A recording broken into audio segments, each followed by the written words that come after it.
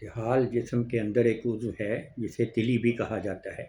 یہ جگر سے سودا کو جذب کر کے معدے کے اوپر ٹپکاتی ہے، جس سے بھوک بھی لگتی ہے اور کھانا بھی ہضم ہو جاتا ہے۔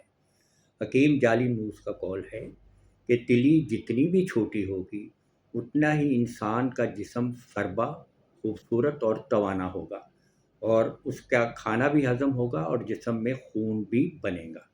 اور جتنی تلی موٹی ہو جائے گی، اگر خدا نہ خواستہ اس میں ورم آ گیا تو مریض کو انتہائی تکلیف ہوتی ہے، اور وہ ناتواں، کمزور، اور اس کا چہرے کا رنگ زرد ہو جاتا ہے۔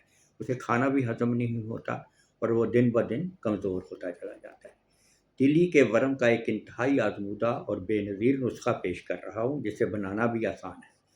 سہاگا بریاں اور رائی، یہ دو چیزیں ہیں۔ رائی لینی ہے آپ نے 30 گرام، اور سہاگا بریاں یعنی سہاگا لے کر اس کو توے کے اوپر بھون لینا ہے۔ وہ پھول جاتا ہے، اس کے بعد اس کو وزن کر کے 10 گرام وہ لینا ہے، اس کو ملا لینا آپس میں، اور اس کی مقدار خوراک ہے 2 گرام سے 2.5 گرام تک۔